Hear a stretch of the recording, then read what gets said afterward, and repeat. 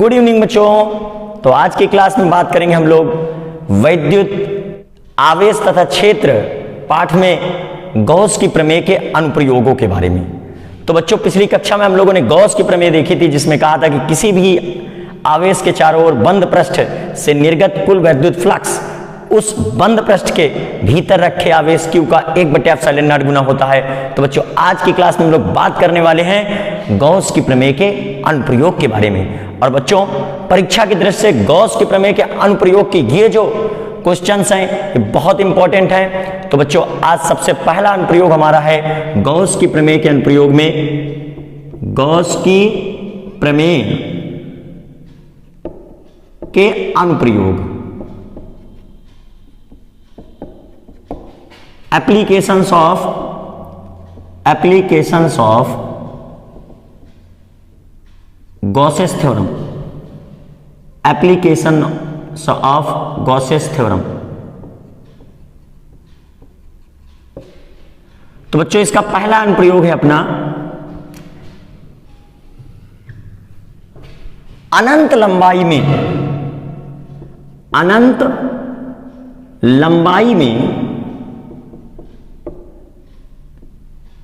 एक समान रूप से वितरित रेखीय आवेश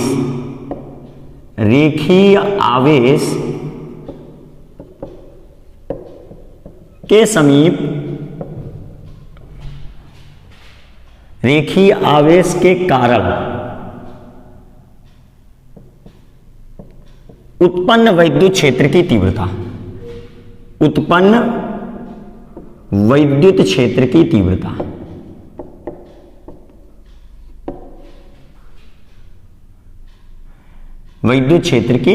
तीव्रता। क्लियर बच्चों? Derivation of formula for electric field intensity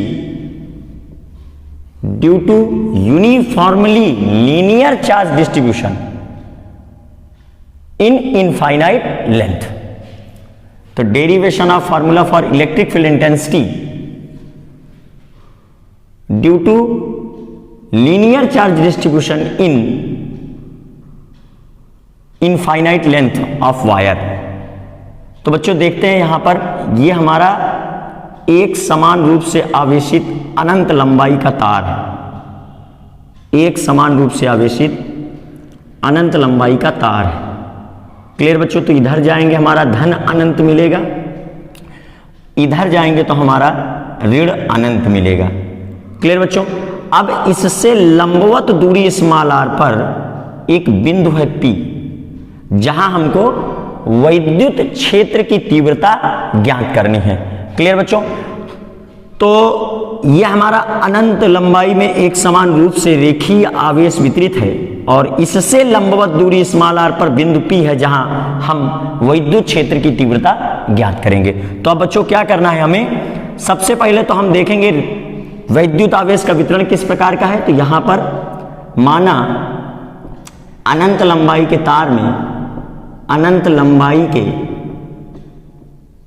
तार में वितरित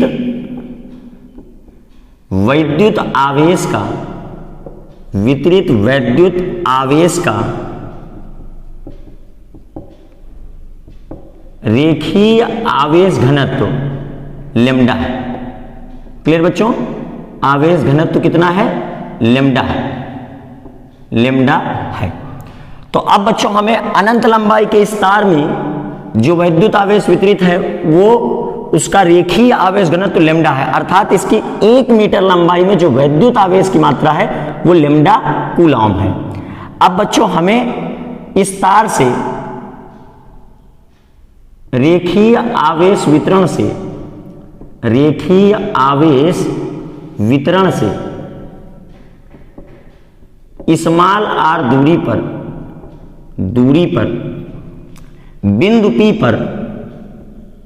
बिंदु P पर उत्पन्न वैद्युत क्षेत्र की तीव्रता ज्ञात करनी है। क्लियर बच्चों? वैद्युत क्षेत्र की तीव्रता ज्ञात करनी है, तीव्रता वेक्टर E ज्ञात करनी है। तो बच्चों अनंत लंबाई के तार में विद्युत आवेश जो है हमारा वितरित है और इससे लंबवत दूरी स्मॉल r पर बिंदु P पर हमको उत्पन्न विद्युत क्षेत्र की तीव्रता ज्ञात करनी है। तो अब बच्चों सबसे पहले इसमें हमें गॉस की प्रमेय लगानी है और इसकी सहायता से बिंदु P पर विद्युत क्षेत्र की तीव्रता ज्ञात करनी है। गॉस की प्रमेय तभी लागू होती है जब हमारे पास एक बंद आकार का पृष्ठ हो और उस पृष्ठ के भीतर विद्युत आवेश रखा, तब उस बंद आकार के पृष्ठ से बाहर विद्युत फ्लक्स गुजरेगा। तो हम इस बिंदु P से होकर गुजरने वाला और रेखीय आवेश वितरण के चारों ओर एक बेलनाकार गॉसियन पृष्ठ खींच रहे हैं। ये क्या है बच्चों? बेलनाकार गॉसियन पृष्ठ। बेलन इसलिए खींच रहे हैं ताकि ऐसा गॉसियन पृष्ठ हमको खींचना होता है कि जिसके पृष्ठ पर विद्युत क्षेत्र की तीव्रता नियत है, तो क्षेत्रफल और विद्युत क्षेत्र की तीव्रता के बीच कोण थीटा बराबर 0 डिग्री बने। और अगर पृष्ठ पर विद्युत क्षेत्र की तीव्रता नहीं है नियत, तो फिर ऐसी स्थिति में विद्युत क्षेत्र की तीव्रता और क्षेत्रफल सदिश के बीच जो कोण बने वो 90 डिग्री हो। तो अब बच्चों यहां पर हमारा एक समान रूप से रेखीय आवेश वितरण है और इस रेखीय आवेश वितरण के चारों ओर हमने एक बेलनाकार, इस तरह का एक बेलनाकार गॉसियन पृष्ठ खींच रखा है। क्लियर बच्चों? तो इस रेखीय आवेश वितरण के चारों ओर हमने एक बेलनाकार गॉसियन पृष्ठ खींच लिया है। ये क्या है बच्चों? बेलनाकार गॉसियन पृष्ठ है। अब बच्चों देख लेते हैं गॉसियन पृष्ठ में इस बेलन में 3 पृष्ठ हैं। तो एक हमारा ये वृत्ताकार हो गया, दूसरा हमारा ये वृत्ताकार हो गया और तीसरा हमारा ये वक्राकार हो गया। क्लियर बच्चों? तो इस बेलन में हमारे 3 पृष्ठ हैं, ये 2 वृत्ताकार और तीसरा एक वक्राकार। जैसे बच्चों ये पेन है तो इस पेन में हमारे कितने पृष्ठ निकलेंगे? देखो, एक ये वृत्ताकार इधर निकलेगा, इसी तरह का एक वृत्ताकार हम इधर भी कह सकते हैं, और एक ये वक्राकार यहां पर निकलेगा। ये वाला जो पृष्ठ है ये वक्राकार। तो बेलन में हमारे 3 पृष्ठ हैं, 1 2, एक इसका जो है ऊपर वाला पृष्ठ, एक इसका नीचे वाला पृष्ठ और एक ये वक्र पृष्ठ। तो 2 वृत्ताकार पृष्ठ और एक वक्राकार। अब बच्चों देखिए जरा सा, वृत्ताकार पृष्ठ में जैसे जैसे हम रेखीय आवेश वितरण से दूर जाएंगे, क्लियर बच्चों, तो वृत्ताकार पृष्ठ में जो विद्युत क्षेत्र की तीव्रता है वो घटती जाएगी रेखीय आवेश वितरण से दूर जाने पर। तो मान लीजिए हम कोई बिंदु ले लेते हैं यहाँ पर और इस बिंदु पर विद्युत क्षेत्र की तीव्रता देखते हैं, तो यहाँ हम 1 कूलम का आवेश रखेंगे, धन को प्रतिकर्षित करेगा और प्रतिकर्षण बल की दिशा में विद्युत क्षेत्र की तीव्रता आ जाएगी, ये हमारी वेक्टर E1। तो बच्चों इस वृत्ताकार भाग 1 में जो विद्युत क्षेत्र की तीव्रता होगी, मतलब धनावेश ऐसे वितरित है और इसके चारों ओर इसका विद्युत क्षेत्र इस तरीके होगा, तो हम ये कह सकते हैं पृष्ठ के समांतर होगा और यह नियत नहीं होगा, यह कांस्टेंट नहीं। तो बच्चों जिस भी पृष्ठ पर विद्युत क्षेत्र की तीव्रता नियत नहीं है, तो बेलनाकार गॉसियन पृष्ठ इसलिए हमने लिया है क्योंकि जहां पर विद्युत क्षेत्र की तीव्रता नियत नहीं है वहां पर क्षेत्रफल जो है, यहां पर अगर हम लोग इस वृत्ताकार भाग 1 का क्षेत्रफल देखेंगे तो किसी भी पृष्ठ का जो क्षेत्रफल होता है वो तल के अभिलंबवत बाहर की ओर होता है। तो इस वृत्ताकार भाग में जो पृष्ठ क्षेत्रफल होगा वो तल के अभिलंबवत बाहर की ओर होगा। तो बच्चों इस वृत्ताकार भाग में वेक्टर E1 और वेक्टर A1 के बीच जो कोण है वो थीटा बराबर 90 डिग्री। क्लियर बच्चों?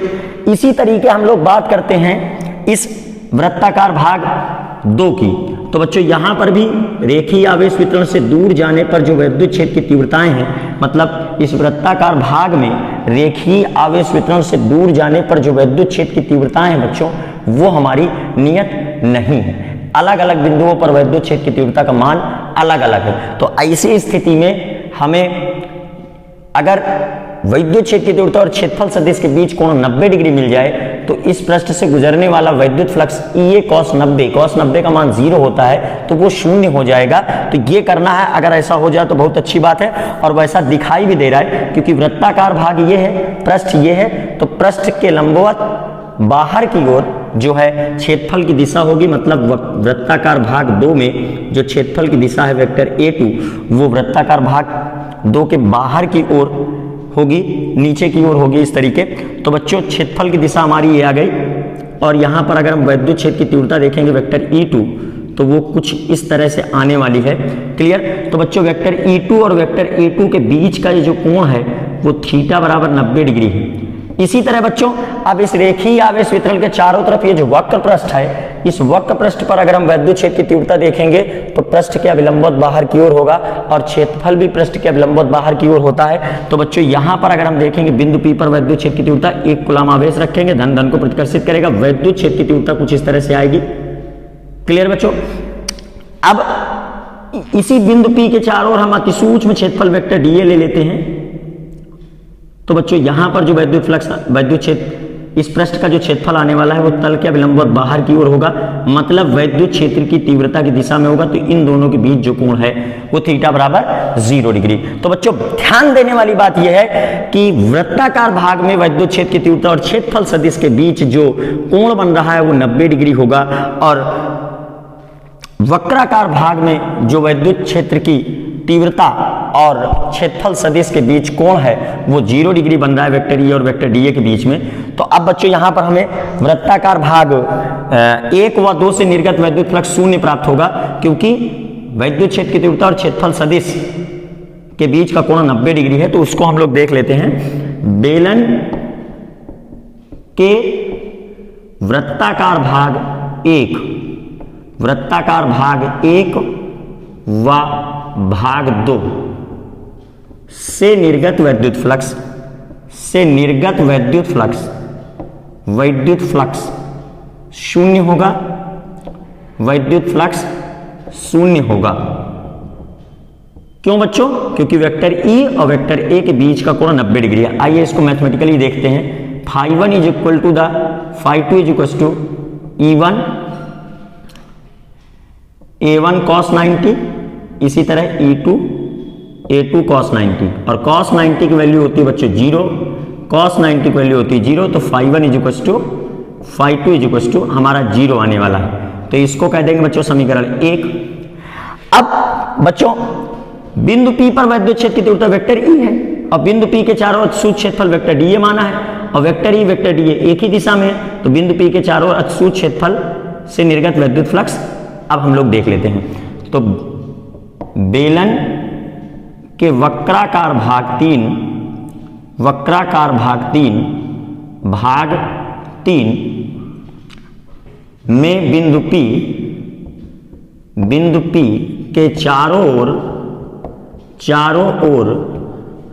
अतिसूक्ष्म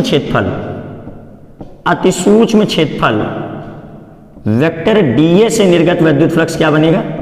से निर्गत वैद्युत फ्लक्स।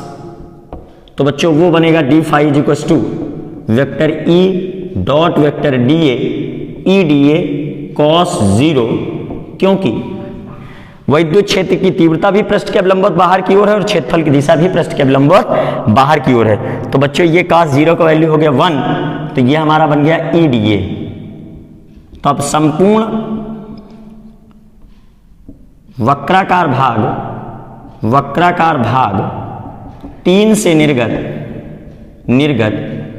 कुल वैद्युत फ्लक्स जो बनेगा हमारा, कुल वैद्युत फ्लक्स वो बच्चों होने वाला है समाकलन d phi is equal to समाकलन E dA।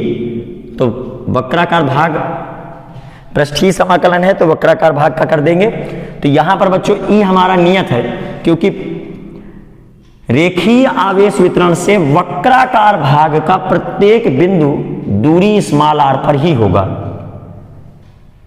जो हमारा रेखीय आवेश वितरण है उसको सममित अक्ष मानकर बिंदु P से होकर गुजरने वाला, जब हमने एक वक्राकार एक बेलन बनाया है तो बेलन के इस वक्र पृष्ठ का प्रत्येक बिंदु रेखीय आवेश वितरण से r दूरी पर होगा। तो पृष्ठ के प्रत्येक बिंदु पर वैद्युत क्षेत्र की तीव्रता का मान बच्चों नियत होगा। तो E नियतांक है तो इसको बाहर ले लेंगे, तो E बंद पृष्ठीय समाकलन dA। तो बच्चों इस वक्राकार भाग में जो पृष्ठ क्षेत्रफल है, तो बेलन का वक्र पृष्ठ जो होता है वो होता है बच्चों 2 पाई RL। तो यहां पर हमने मान लिया कि जो हमने बेलनाकार पृष्ठ लिया है, मतलब ये रेखीय आवेश वितरण की जो लंबाई इस बेलन के भीतर है उसकी लंबाई L है। तो यहां पर बच्चों E टाइम्स 2 पाई आर एल, बेलन का वक्र पृष्ठ हम लोग लिख देंगे यहाँ पर 2 पाई आर एल। तो ये बच्चों हम ये कह सकते हैं कि ये तीसरे भाग से निर्गत कुल वैद्युत फ्लक्स है। तो ये हमारा बन गया phi3 = E इंटू 2 पाई आर एल। और बच्चों ये जो हमने लिखा है ना, ये इस बेलन के वक्र पृष्ठ का क्षेत्रफल है। क्लियर बच्चों, ये बेलन के वक्र पृष्ठ का, जैसे ये बेलन है तो इसका ये वक्र पृष्ठ 2 पाई आर एल होता है। ठीक है, तो बेलन का वक्र पृष्ठ जो है यहाँ पर वो हमारा E इंटू 2 पाई आर एल है। तो बच्चों ये बन गया हमारा समीकरण नंबर 2। अब संपूर्ण बेलनाकार गॉसियन पृष्ठ से निर्गत कुल वैद्युत फ्लक्स क्या होगा? तो संपूर्ण बेलनाकार गॉसियन पृष्ठ से निर्गत कुल वैद्युत फ्लक्स, बच्चों नोट्स बनाते चले, कंप्लीट सिलेबस अटेंड करेंगे। कुल वैद्युत फ्लक्स हमारा देखो, एक वृत्ताकार भाग 1 से, एक वृत्ताकार भाग 2 से, तो दोनों वृत्ताकार भागों से और तीसरा जो है वक्राकार भाग से। तो phi = phi1 + phi2 + phi3। अब समीकरण 1 व 2 से मान रख देंगे तो ये हमारा जो phi बनेगा ये हो गया phi1 + phi2 + phi3। तो phi1 phi2 हमारे 0 हैं, देख सकते हैं यहाँ पर phi1 phi2 की वैल्यू हमारी 0 है और जो phi3 की वैल्यू है वो E इंटू 2 पाई आर एल है। समीकरण 1 व 2 से मान रख देंगे तो ये हमारा बन गया phi जो है E इंटू 2 पाई आर एल। क्लियर बच्चों, E इंटू 2 पाई आर एल।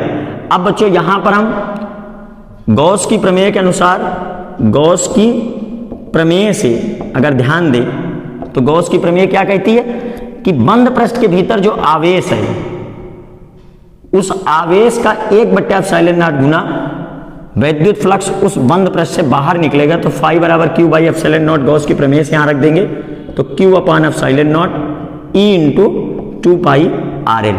अब यहां बच्चों ध्यान दें कि वैद्युत आवेश का पृष्ठ घनत्व लैम्डा है, तो लैम्डा = फार्मूला हो जाता है Q/L। तो हमारा जो Q का वैल्यू आने वाला है वो लैम्डा इंटू एल है।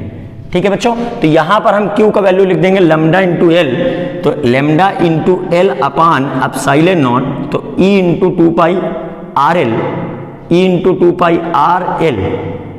क्लियर बच्चों, तो L से ये L हो जाएगा कैंसिल। तो जो वैद्युत क्षेत्र की तीव्रता आने वाली है E = लैम्डा अपान 2 पाई ε0 स्मॉल r आएगी। और ये वो वैद्युत क्षेत्र की तीव्रता है न्यूटन प्रति कूलाम में, ये वो वैद्युत क्षेत्र की तीव्रता है न्यूटन प्रति कूलाम में जो रेखीय आवेश वितरण से स्मॉल r दूरी पर बिंदु P पर उत्पन्न होती है। तो बच्चों रेखीय आवेश वितरण के कारण जो वैद्युत क्षेत्र की तीव्रता आ रही है, इसका एक दूसरा रूप भी लिख सकते हैं हम लोग, r E = 1/4 पाई ε0 2 लैम्डा अपान स्मॉल r। न्यूमेरिकल में कैलकुलेशन के समय में 1/4 पाई ε0 की वैल्यू हम लोग को पता होती है 9 × 10⁹ तो इसलिए बच्चों ये रूप हमारा और अच्छा है। न्यूटन प्रति कूलाम मात्रक भी हो सकता है, r इसका मात्रक वोल्ट इंटू मीटर भी लिख सकते हैं। तो बच्चों इस तरीके से हम लोगों ने रेखीय आवेश वितरण के समीप उत्पन्न वैद्युत क्षेत्र की तीव्रता को ज्ञात कर लिया है। बच्चों अगर इस डेरिवेशन को हम लोग शॉर्टकट में देखते हैं तो बड़ा ही आसान डेरिवेशन है, देख लेते हैं एक बार इसको फिर से। तो शॉर्टकट में इस डेरिवेशन को पहले आप इसका स्क्रीनशॉट ले लीजिए बच्चों, बिल्कुल क्लियर इसका स्क्रीनशॉट ले लीजिए, नोट्स में जरूर नोट करते चले बच्चों। कंप्लीट सिलेबस अटेंड करेंगे बच्चों। अगर वीडियो आपको अच्छी लग रही है तो वीडियो को लाइक कर दीजिए और चैनल अगर अभी तक आपने सब्सक्राइब नहीं किया तो कर लें बच्चों चैनल सब्सक्राइब, क्योंकि इसमें कंप्लीट कोर्स अटेंड करने वाले हम लोग। और बच्चों एक बात का विशेष ध्यान देना, अपने दोस्तों को जरूर बताएं Ayush Pandey physics YouTube channel में रेगुलर वीडियोज आ रही हैं भाई, पूरा सिलेबस अटेंड हो रहा है, पूरा कंप्लीट क्लास होगा, बिल्कुल एकदम फ्री, कुछ भी चार्जेस नहीं लगने वाले बच्चों। तो आप यहाँ पे देखें, इसको हम लोग क्या करते हैं शॉर्टकट में सॉल्व करते हैं, क्योंकि ये काफी लंबा हो जाता है, इस तरीके बच्चों को याद नहीं हो पाता है। तो बिल्कुल एकदम सिंपल सी बात है बच्चों, बिल्कुल एकदम इसको 2 लाइनों में कर देंगे, एकदम फटाक से 2 मिनट का काम है बच्चों, बस आप ध्यान देते रहिए इसको। तो ये बड़ा ही आसान सा कॉन्सेप्ट इसमें बताने वाले हैं हम। देखिए बच्चों, ये जो बेलनाकार गॉसियन पृष्ठ है, इस बेलनाकार गॉसियन पृष्ठ से निर्गत कुल वैद्युत फ्लक्स सबसे पहले हम देख लेते हैं। तो इस बेलन में 3 भाग हैं, एक ये वृत्ताकार, दूसरा ये वृत्ताकार, मतलब ये phi1 हो गया, phi2 हो गया और ये तीसरा वक्राकार ये phi3 हो गया। तो बच्चों ध्यान दें, जो बेलन के वृत्ताकार भाग 1 से वैद्युत फ्लक्स होगा वो 0 होगा, बिकॉज E1 A1 बीच का कोण है वैद्युत क्षेत्र की तीव्रता और क्षेत्रफल सदिश के बीच कोण cos 90। इसी तरह बच्चों अगर हम लोग वृत्ताकार भाग 2 से देखते हैं तो यहाँ पर वैद्युत क्षेत्र की तीव्रता A2, क्षेत्रफल सदिश वैद्युत क्षेत्र की तीव्रता E2, क्षेत्रफल सदिश A2 और बीच का कोण है आपका 90 डिग्री cos 90। और जो वक्र पृष्ठ से गुजरने वाला वैद्युत फ्लक्स है तो वक्र पृष्ठ के प्रत्येक बिंदु पर वैद्युत क्षेत्र की तीव्रता का परिमाण नियत है और जो क्षेत्रफल होता है वक्र पृष्ठ का वो बनने वाला है बच्चों E3 और जो cos की वैल्यू होगी तो पृष्ठ के प्रत्येक बिंदु पर वैद्युत क्षेत्र की तीव्रता और क्षेत्रफल सदिश एक ही दिशा में आने वाले हैं, मतलब पृष्ठ के अभिलंबवत बाहर की ओर होने वाले हैं। तो इस केस में हमारा ये E3 cos 0 बन जाएगा। बच्चों cos 90 का वैल्यू होता है 0, ये cos 90 का वैल्यू है 0 और यहाँ पर cos 0 का वैल्यू है 1। तो बच्चों ये बनने वाला है phi = EA3।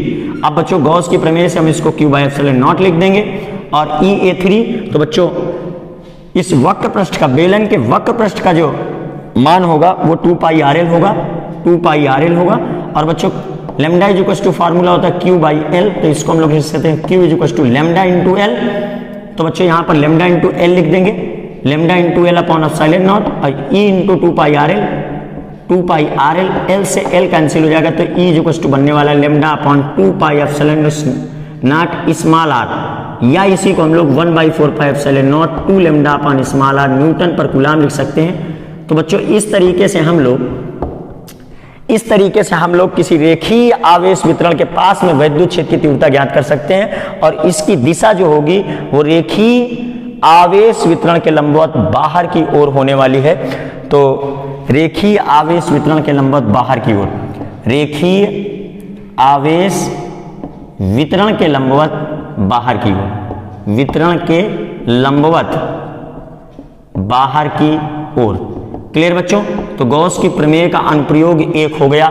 बहुत ही इंपॉर्टेंट डेरिवेशन है बच्चों, ये बहुत ही इंपॉर्टेंट क्वेश्चन है ये, जो एग्जाम में बहुत पूछा जाता है।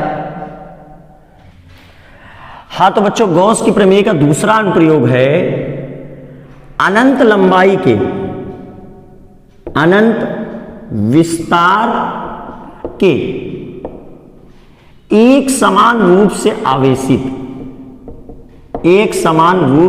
आवेशित अचालक चादर के समीप, अचालक चादर के समीप उत्पन्न वैद्युत क्षेत्र की तीव्रता, चादर के समीप उत्पन्न वैद्युत क्षेत्र की तीव्रता, वैद्युत क्षेत्र की तीव्रता। तो बच्चों ये गॉस की प्रमेय का हमारा दूसरा अनुप्रयोग है कि हमें इलेक्ट्रिक फील्ड इंटेंसिटी निकालनी है एक uniformly charged non conducting sheet के पास में। क्लियर बच्चों? तो यहां पर हमें देखना है कि हमें सबसे पहले लेते हैं एक अचालक चादर। इस तरीके हमने एक अचालक चादर ले लिया है, एक अचालक चादर ले रहे हैं और उस अचालक चादर में धनावेश को वितरित कर देते हैं। क्लियर बच्चों? तो इसमें धनात्मक आवेश को वितरित कर देते हैं। मान लीजिए इसके बच्चों ए क्षेत्रफल पर हमने Q कूलाम आवेश वितरित किया है। मान लीजिए हमने यहां पर इसके ए क्षेत्रफल पर A मीटर स्क्वायर क्षेत्रफल में वितरित आवेश जो है वो बच्चों Q कूलम है। तो बच्चों देखिए एकांक पृष्ठ क्षेत्रफल में वितरित आवेश की मात्रा क्या होगी? 1 मीटर स्क्वायर क्षेत्रफल में वितरित आवेश की मात्रा क्या होगी? में वितरित आवेश जो होगा हमारा वो Q/A होगा, कूलॉम प्रति मीटर स्क्वायर। क्लियर बच्चों? तो इसके एकांक क्षेत्रफल पर हमने जो आवेश की मात्रा दी है वो Q/A है। तो एकांक क्षेत्रफल में वितरित आवेश की मात्रा को हम लोग वैद्युत आवेश का पृष्ठ घनत्व कह रहे हैं। तो बच्चों मान लिया कि इस एक समान रूप से आवेशित अचालक चादर में वैद्युत आवेश का पृष्ठ घनत्व सिग्मा कूलॉम प्रति मीटर स्क्वायर है। क्लियर बच्चों? तो अब हमें इससे लंबवत दूरी स्मॉल r पर एक बिंदु है P, जहां पर हमको वैद्युत क्षेत्र की तीव्रता ज्ञात करनी है। तो मान लीजिए बच्चों यहां पर एक कोई बिंदु है P, यहां पर एक कोई बिंदु है P। इस चालक चादर के समीप एक बिंदु है P, जिस बिंदु P पर हम वैद्युत क्षेत्र की तीव्रता ज्ञात करना चाहते हैं। क्लियर बच्चों? तो इस बिंदु P पर हमको वैद्युत क्षेत्र की तीव्रता चाहिए, तो हम क्या करेंगे, इस चालक चादर से होकर गुजरने वाला एक बेलनाकार गौसियन पृष्ठ खींचेंगे। कैसा? बेलनाकार गौसियन पृष्ठ खींचेंगे। कुछ मतलब चादर इस तरीके से है आपकी और इससे होकर गुजरने वाला एक बेलनाकार गौसियन पृष्ठ खींच रहे हैं और इस बेलन के वृत्ताकार भाग में ये बिंदु P है हमारा। क्लियर बच्चों? तो एक समान रूप से आवेशित चालक चादर के समीप हमारा एक बिंदु है P और जहां पर हमको वैद्युत क्षेत्र की तीव्रता ज्ञात करनी है। तो ये बिंदु P है जहां पर वैद्युत क्षेत्र की तीव्रता ज्ञात करनी है। तो हम इस चालक चादर से होकर गुजरने वाला एक बेलनाकार गौसियन पृष्ठ खींच लेते हैं। कुछ इस तरीके से एक बेलनाकार गौसियन पृष्ठ खींच लेते हैं। क्लियर बच्चों? तो अब इसके पीछे भी बेलन गुजर कर जाएगा, तो इसके पीछे से भी ये बेलन निकाल देते हैं। इस तरीके से इसके पीछे से भी ये बेलन निकल रहा है, मतलब जैसे ये चादर है हमारी, तो इस चादर में ऐसा बेलन गुजर रहा है, ऐसा। तो इसका एक वृत्ताकार भाग ये है, एक ये है, और चादर हमारी कुछ इस तरीके से है। क्लियर बच्चों? तो इस चादर से बेलनाकार गौसियन पृष्ठ होकर गुजर रहा है और बेलन के ए क्षेत्रफल से पृष्ठ क्षेत्रफल का जो आवेश है Q, वो हमारा इस बेलनाकार गौसियन पृष्ठ के भीतर आता है। तो ये हमारा बेलनाकार गौसियन पृष्ठ है, बेलनाकार गौसियन पृष्ठ है और ये हमारी है अचालक चादर जो एक समान रूप से वितरित है। तो एक समान रूप से वितरित ये हमारी अचालक चादर है और इस चादर के ही समीप हमें जो है वैद्युत क्षेत्र की तीव्रता ज्ञात करनी है। तो बच्चों अब इस अचालक चादर से होकर गुजरने वाला एक बेलनाकार गौसियन पृष्ठ खींच लिया। अब इस बेलन में देखिए, एक भाग ये हो गया वृत्ताकार भाग, ये दूसरा भाग ये हो गया वृत्ताकार भाग 2 और तीसरा भाग ये हो गया वक्राकार भाग 2। तो बच्चों देखिए जरा ध्यान से, अगर ये एक समान रूप से हमारी अचालक चादर है और इस चादर से होकर गुजरने वाला बेलनाकार गौसियन पृष्ठ कुछ इस तरीके से है, यहां से ऐसे गुजर रहा है। तो बच्चों देखो, चादर की वजह से जो वैद्युत क्षेत्र उत्पन्न होगा उसकी दिशा कुछ इस तरीके से और कुछ इस तरीके से होगी। तो जो वृत्ताकार भाग में हमारी इसके पृष्ठ के अभिलंबवत बाहर की ओर होगी और इधर साइड वृत्ताकार भाग में पृष्ठ के अभिलंबवत बाहर की ओर होगी। और जब इस वक्राकार भाग की बात आएगी, इसकी बात आएगी, तो इसके पृष्ठ क्षेत्रफल की दिशा तो इसके तल के अभिलंबवत बाहर की ओर होगी, लेकिन इसमें वैद्युत क्षेत्र की तीव्रता इस दिशा की ओर होगी। तो बच्चों अगर यहां पर वैद्युत क्षेत्र की तीव्रता की दिशा देखते हैं तो वेक्टर E और क्षेत्रफल की दिशा देखते हैं तो वेक्टर A, दोनों एक ही दिशा में आने वाली होंगी। और अगर यहां पर हम वैद्युत क्षेत्र की तीव्रता की दिशा वेक्टर E और वेक्टर A की बात करते हैं तो वेक्टर E और वेक्टर A दोनों के बीच कोण थीटा बराबर 0 डिग्री होने वाला है। तो बच्चों यहाँ वक्राकार भाग में अगर हम देखेंगे तो वेक्टर E3 और क्षेत्रफल सदिश वेक्टर A3, इनके बीच जो कोण बनने वाला है वो 90 डिग्री है। तो ये बच्चों वक्राकार भाग में जो है कोण 90 डिग्री होगा। तो ये कह सकते हैं हम लोग कि बेलनाकार गौसियन पृष्ठ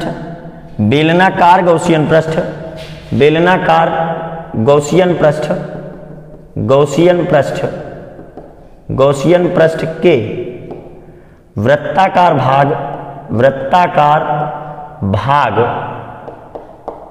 1 व भाग 2 से जो निर्गत वैद्युत फ्लक्स होगा, वो वैद्युत फ्लक्स बच्चों हमारा बनकर आने वाला है,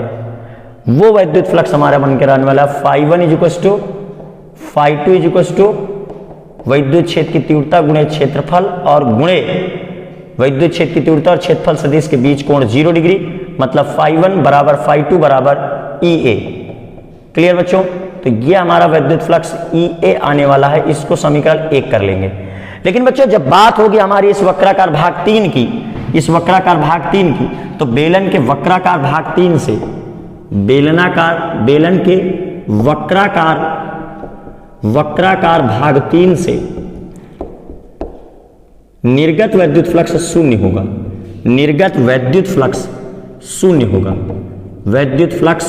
शून्य होगा। क्यों बच्चों? क्योंकि यहां पर वैद्युत क्षेत्र की तीव्रता और क्षेत्रफल सदिश दोनों ही अभिलंबवत है, दोनों के बीच का कोण 90 डिग्री। वक्र पृष्ठ के लंबवत बाहर की ओर क्षेत्रफल की दिशाएं होंगी और पृष्ठ के समांतर वैद्युत क्षेत्र की दिशा होगी। बस बच्चों त्रिविमीय चित्र को ध्यान देना कि यहां पर पृष्ठ क्षेत्रफल कुछ इस तरीके से है और वैद्युत क्षेत्र की तीव्रता की दिशा ये है और पृष्ठ क्षेत्रफल की दिशा ये है और पृष्ठ हमारा वैद्युत क्षेत्र के अनुदिश है और पृष्ठ के अवलंबवत क्षेत्रफल बाहर की ओर है। तो बच्चों ये फ्लक्स हमारा शून्य हो गया, तो φ3 हम कह सकते हैं यहां पर E3A3 cos 90, E3A3 cos 90, तो इसकी वैल्यू आने वाली है 0। तो बच्चों इस बेलनाकार गॉसियन पृष्ठ से निर्गत कुल वैद्युत फ्लक्स क्या होगा? तो बेलनाकार गॉसियन पृष्ठ से निर्गत कुल वैद्युत फ्लक्स जो हमारा होने वाला है वैद्युत फ्लक्स, वो बच्चों फाई बराबर φ1 प्लस φ2 प्लस φ3, मतलब EA प्लस 0 होने वाला है, EA प्लस 0 होने वाला है। तो ये φ बच्चों T2EA बन गया हमारा। क्लियर? अब गॉस की प्रमेय की सहायता से हम लोग यहां पर मान रख सकते हैं। तो गॉस की प्रमेय से फाई बराबर रख देते बच्चों Q बाय एप्सिलॉन नॉट, और Q क्या है? इस पृष्ठ क्षेत्रफल A में वितरित आवेश की मात्रा, और जो कि इस एक समान रूप से आवेशित अचालक चादर से होकर गुजरने वाले बेलनाकार गॉसियन पृष्ठ के भीतर आवेश की मात्रा आती है इस A क्षेत्रफल में। इस A क्षेत्रफल की आवेश की मात्रा है, मतलब इस बेलनाकार गॉसियन पृष्ठ के भीतर जो आवेश की मात्रा है वो Q है। तो इतना रख देते हैं बच्चों यहां पर।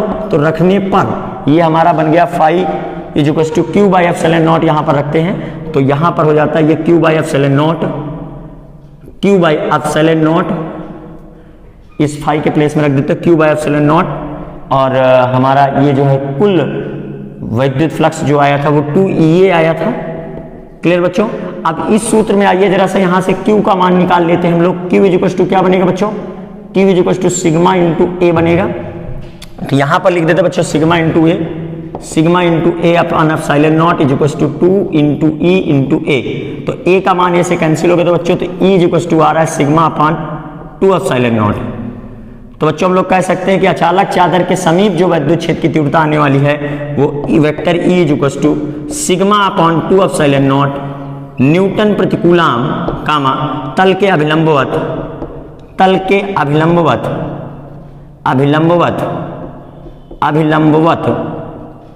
बाहर की ओर होगी।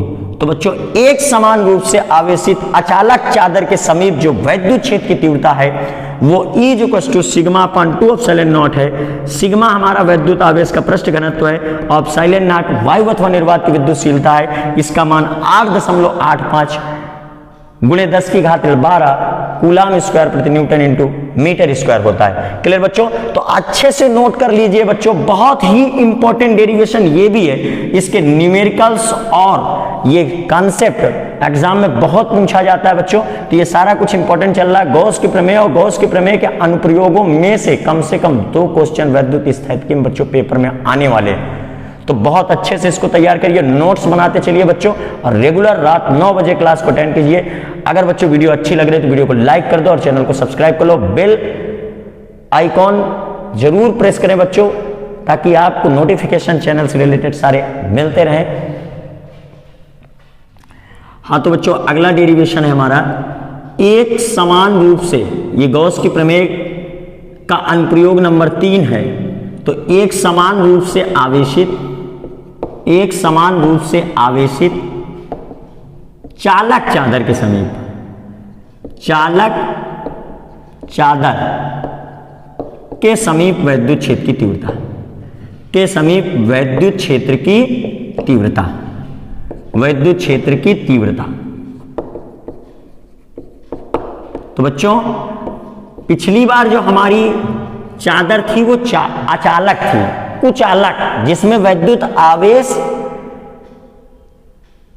एक स्थान से दूसरे स्थान तक जा नहीं सकता, मतलब वैद्युत आवेशों के बीच बल लगेगा, लेकिन उस बल के कारण वैद्युत आवेश का प्रवाह उस पदार्थ में नहीं हो सकता। मतलब ऐसा पदार्थ जिसके भीतर वैद्युत आवेश गति नहीं कर सकता, उन पदार्थों को हम लोग वैद्युत कुचालक कहते हैं। मतलब उनमें वैद्युत आवेश बह नहीं सकता। वैद्युत आवेश एक स्थान से दूसरे स्थान तक जो है बहता नहीं है, चलता नहीं, गति नहीं करता उसमें। लेकिन एक समान रूप से आवेशित चालक चादर, चालक वह पदार्थ होते हैं जिनमें वैद्युत आवेश प्रवाहित होते हैं, जिनमें वैद्युत आवेश बह सकता है, वैद्युत आवेश एक स्थान से दूसरे स्थान तक जा सकता है।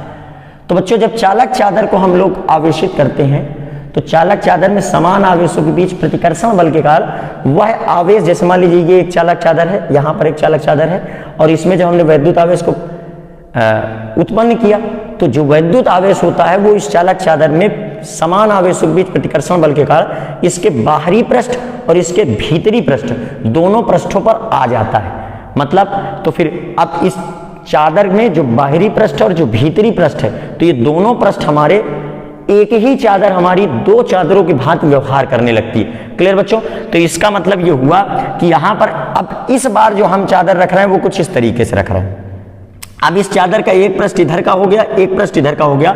मतलब जो हमारी चालक चादर है, जो हमारी चालक चादर है वो चादर एक है, लेकिन उसमें पृष्ठ दो हैं। इस तरीके हमने एक चादर रखी हुई है, तो एक चादर है हमारी है, लेकिन इसके दोनों पृष्ठों पर वैद्युत आवेश आ जाएगा, क्योंकि समान आवेशों के बीच प्रतिकर्षण बल के कारण जब वैद्युत आवेशों के बीच प्रतिकर्षण बल लगेगा वह इस पदार्थ में गति कर सकता है, तो गति करके वो बह करके वो दोनों पृष्ठों पर आ जाता है। मतलब हमारी जो चालक चादर होती है, जो चालक प्लेट होती है, उसके दोनों पृष्ठों में वैद्युत आवेश, ऊपरी सतह और निचली सतह दोनों पृष्ठों में वैद्युत आवेश आ जाता है। तो यहां पर हम लोग पृष्ठ 1 की भी बात करेंगे और पृष्ठ 2 की भी बात करेंगे। क्लियर बच्चों? तो यहां हमारा जो है, अब इसके बाहर हमको किसी बिंदु P पर वैद्युत क्षेत्र की तीव्रता ज्ञात करनी है। तो पृष्ठ 1 पर वैद्युत आवेश का पृष्ठ घनत्व प्लस सिग्मा है, और पृष्ठ 2 पर वैद्युत आवेश का पृष्ठ घनत्व सिग्मा है। तो बच्चों बिंदु P पर देखिए, इस वाले पृष्ठ के द्वारा, पृष्ठ 1 के द्वारा जो बिंदु P पर जब हम 1 कूलम आवेश को रखेंगे तो धन धन को क्या करेगा? प्रतिकर्षित करेगा। और इसके कारण जो यहाँ वैद्युत क्षेत्र की तीव्रता उत्पन्न होगी, तो जो अभी हमने डेरिवेशन किया है अचालक चादर के समीप उत्पन्न वैद्युत क्षेत्र की तीव्रता का, तो बच्चों वही वैद्युत क्षेत्र की तीव्रता यहाँ इसके एक पृष्ठ के द्वारा उत्पन्न होने वाली है, sigma upon 2 epsilon not vector E1। और बच्चों इसके दूसरे पृष्ठ में जो आवेश है उसके द्वारा इसे कूलम आवेश पर बल लगेगा, और यह धन इस धन को प्रतिकर्षित करेगा। तो इसके धन धन के द्वारा प्रतिकर्षण बल के कारण इसमें जो वैद्युत क्षेत्र की तीव्रता उत्पन्न होने वाली है वो vector E2 equal to sigma upon 2 epsilon naught उत्पन्न होगी। और बच्चों ये दोनों वैद्युत क्षेत्र की तीव्रता बिंदु P पर देखिए, ये धन आवेश भी प्रतिकर्षित करेगा एक कूलम आवेश को, ये धन आवेश भी प्रतिकर्षित करेगा एक कूलम आवेश को। तो अर्थात दोनों वैद्युत क्षेत्र की तीव्रताओं की दिशा बच्चों एक ही है। तो बिंदु P पर दोनों वैद्युत क्षेत्र की तीव्रताओं की दिशा एक है, अर्थात बिंदु P पर जो परिणामी वैद्युत क्षेत्र उत्पन्न होने वाला है वो इन दोनों के द्वारा उत्पन्न वैद्युत क्षेत्र की, इन दोनों पृष्ठों के द्वारा बिंदु P पर उत्पन्न वैद्युत क्षेत्र की तीव्रताओं के योग के बराबर होगा। तो बच्चों यहाँ पर ध्यान देते हैं, चित्रानुसार चालक चादर के पृष्ठ 1 द्वारा बिंदु P पर उत्पन्न वैद्युत क्षेत्र की तीव्रता जो होने वाली है, वैद्युत क्षेत्र की तीव्रता निम्न प्रकार होगी। क्या होगी बच्चों? ध्यान से देखें, निम्न प्रकार होगी, वो होगी E1 equal to sigma upon 2 epsilon naught पृष्ठ के अभिलंबवत बाहर की ओर, पृष्ठ के अभिलंबवत बाहर की ओर, पृष्ठ के अभिलंबवत बाहर की ओर। इसी तरह बच्चों अब पृष्ठ 2 के द्वारा बिंदु P पर उत्पन्न वैद्युत क्षेत्र की तीव्रता देखते हैं। तो चालक चादर के पृष्ठ 2, चालक चादर के पृष्ठ 2, तो एक भाई चादर है, उसका बाहरी पृष्ठ ये है और भीतरी पृष्ठ ये है, तो दोनों पृष्ठों के द्वारा बिंदु P पर वैद्युत क्षेत्र की तीव्रताएं देख रहे हैं। तो चालक चादर के पृष्ठ 2 के द्वारा बिंदु P पर उत्पन्न वैद्युत क्षेत्र की तीव्रता electric field intensity due to second surface of this uniformly charged conducting sheet. तो वो वैद्युत क्षेत्र की तीव्रता निम्न प्रकार होगी। क्या बनेगी बच्चों, ध्यान से देखते हैं। Vector E2 is equal to sigma upon 2 epsilon naught newton प्रति कूलम, पृष्ठ के लंबवत बाहर की ओर, पृष्ठ के अभिलंबवत बाहर की ओर, अभिलंबवत बाहर की ओर, बाहर की ओर। तो बच्चों बिंदु P पर एक वैद्युत क्षेत्र की तीव्रता वेक्टर E1 ये आई है, बिंदु P पर एक वैद्युत क्षेत्र की तीव्रता बाहर की ओर ये आई है। अब चूंकि बिंदु P पर दोनों वैद्युत क्षेत्र की तीव्रताओं की दिशा एक ही है, इसलिए जो परिणामी होगा वो इन दोनों का योग होगा।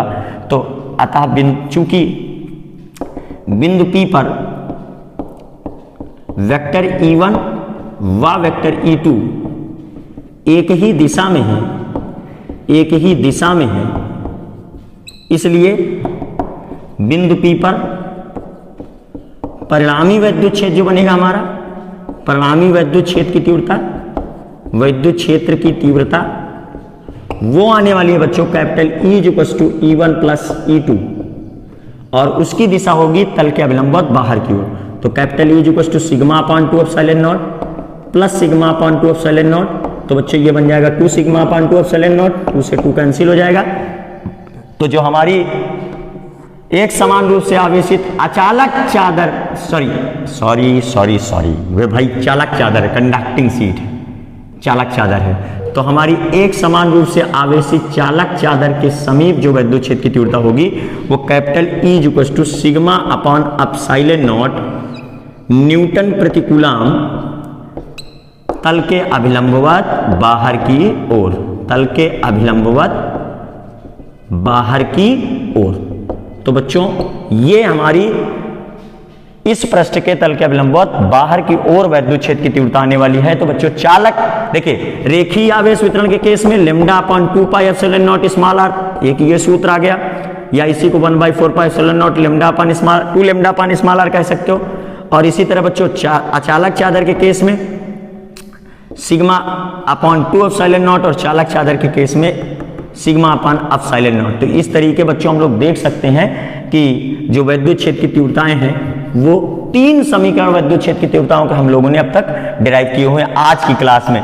बच्चों ये बड़ा ही इंपॉर्टेंट टॉपिक है, बहुत इंपॉर्टेंट कॉन्सेप्ट ये चल रहे हैं। इसके बाद हम लोग देखेंगे धनात्मक आवेशित प्लेट तथा ऋणात्मक आवेशित प्लेट के बीच में बाहर, एक प्लेट के बाहर और दूसरी प्लेट के बाहर वैद्युत क्षेत्र की तीव्रताओं के समीकरण क्या आने वाले हैं। क्लियर बच्चों?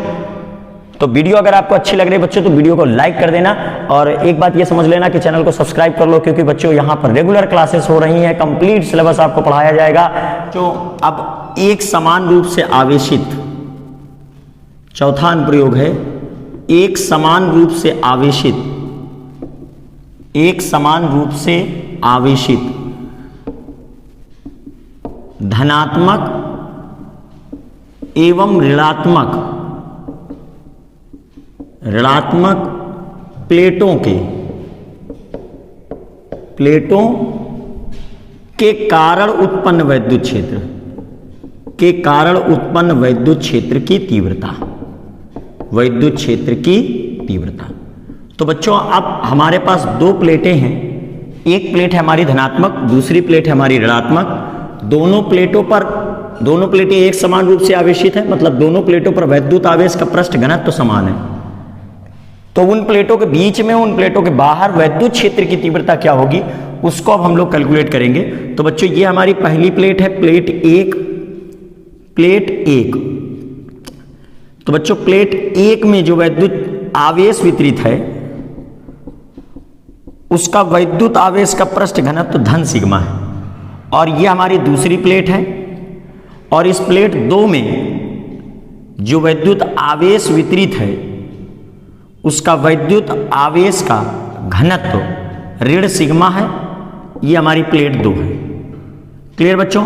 तो प्लेट 1 और प्लेट 2 के बीच में जो बिंदु P है वहां पर हमको वैद्युत क्षेत्र की तीव्रता उत्पन्न करनी है। जो उत्पन्न है उसकी मान को ज्ञात करना है। ठीक है बच्चों, तो धनात्मक और ऋणात्मक प्लेटों के बीच वैद्युत क्षेत्र की तीव्रता ज्ञात करनी है। तो यहां पर हम 1 कूलाम का आवेश रख देते हैं। तो बच्चों धन धन को क्या करेगा, प्रतिकर्षित करेगा। तो वैद्युत क्षेत्र की तीव्रता जो आने वाली बिंदु P पर इस धनात्मक प्लेट के कारण वो सिग्मा अपॉन 2 एप्सिलॉन नॉट आएगी धन प्लेट से ऋण प्लेट की ओर। इसी तरह जो ऋणात्मक प्लेट होगी वो 1 कूलाम आवेश को अपनी ओर आकर्षित करेगी। क्लियर बच्चों, तो इसके द्वारा यहां पर जो वैद्युत क्षेत्र की तीव्रता आने वाली वो E2 equal to sigma upon 2 epsilon naught होगी। अब बच्चों दोनों ही वैद्युत क्षेत्र की तीव्रताएं एक ही दिशा में है, तो इसके भीतर जो वैद्युत क्षेत्र की तीव्रता होगी परिणामी वो इन दोनों के योग के बराबर होगी। तो बच्चों नंबर ए में प्लेटों के बीच उत्पन्न वैद्युत क्षेत्र की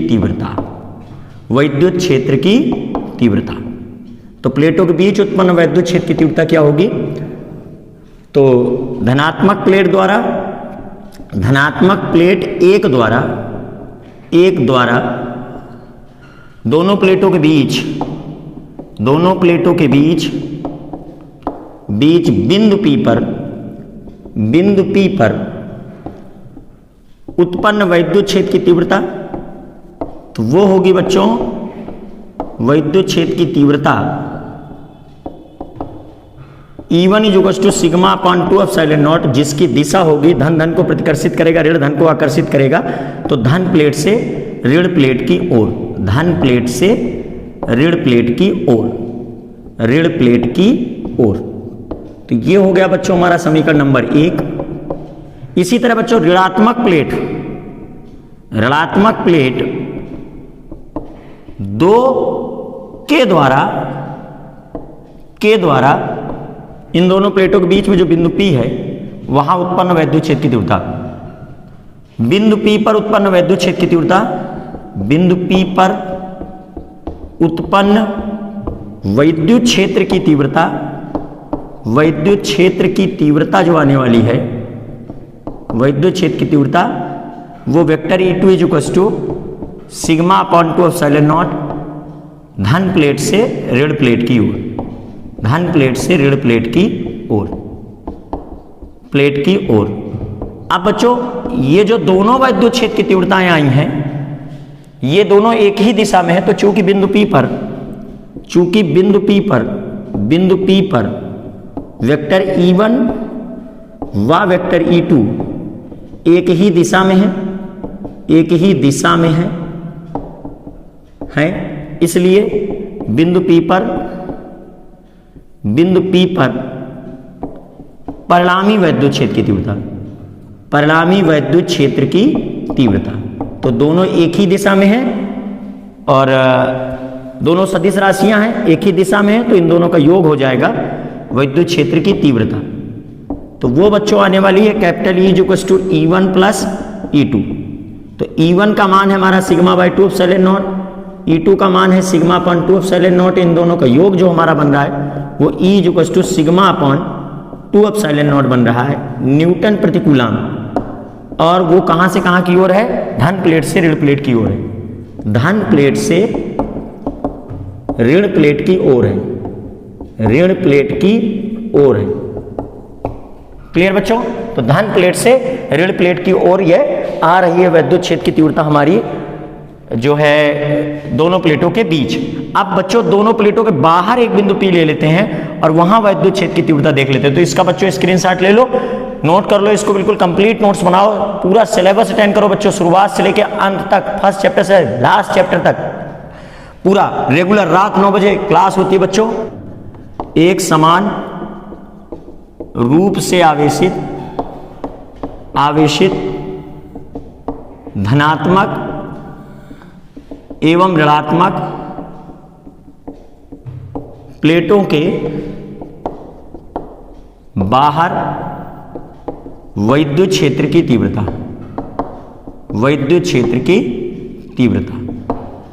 तो बाहर देख लेते बच्चों। तो ये हमारी एक धनात्मक प्लेट है, इसमें वैद्युत आवेश का पृष्ठ घनत्व प्लस सिग्मा है, ये हमारी है प्लेट 1, और ये है हमारी प्लेट 2, ये ऋणात्मक है, प्लेट 2 है, और इसमें भी वैद्युत आवेश का पृष्ठ घनत्व ऋण सिग्मा है। तो बच्चों इनके बाहर एक बिंदु है P डैश।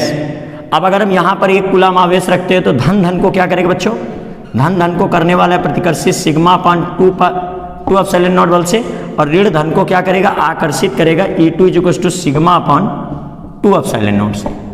अब बच्चों चूंकि बिंदु P पर देखिए ये धन धन को प्रतिकर्षित करेगा, ये ऋण धन को आकर्षित करेगा, तो इसकी वैद्युत क्षेत्र की तीव्रता सिग्मा बाय 2 एप्सिलॉन नॉट, इसकी वैद्युत क्षेत्र की तीव्रता सिग्मा बाय 2 एप्सिलॉन नॉट, और ये दोनों विपरीत दिशा में है। तो चूंकि बिंदु P पर वेक्टर E1 व वेक्टर E2 विपरीत दिशा में है, विपरीत दिशा में है, इसलिए बिंदु P पर परिणामी वैद्युत क्षेत्र की तीव्रता जो बनने वाली है, परिणामी वैद्युत क्षेत्र की तीव्रता जो बनने वाली है, वैद्युत क्षेत्र की तीव्रता वो होगी vector capital E equal to E1 minus E2। क्यों बच्चों, क्योंकि ये दोनों विपरीत दिशा में, इसलिए इसका घटा करके उत्तर आएगा, घटा करके परिणामी आएगा। तो ये हमारा हो गया E equal to sigma upon 2 epsilon naught minus sigma upon 2 epsilon naught, ये इससे कैंसिल हो जाएगा। तो E इक्वल टू 0 न्यूटन प्रति कूलम। तो बच्चों प्लेटों के बीच वैद्युत क्षेत्र की तीव्रता बिंदु P पर आई थी सिग्मा बाय एप्सिलॉन नॉट, और प्लेटों के बाहर जो वैद्युत क्षेत्र की तीव्रता आ रही है कैपिटल E, वो हमारी 0 आ रही है। तो बच्चों आज की क्लास का वक्त काफी हो चला है, इसलिए आज की क्लास को यहीं पर रोक देते हैं। कल फिर मिलेंगे रात 9 बजे। आपको वीडियो अच्छी लगी है तो इसको लाइक कर दीजिए और अपने दोस्तों के साथ इसको शेयर जरूर करें, क्योंकि यहाँ पर आपको Ayush Pandey physics YouTube channel में मिलती है रेगुलर क्लास रोज रात 9 बजे। क्लियर बच्चों, क्लास को अटेंड करने के लिए बहुत बहुत धन्यवाद। Thank you very much.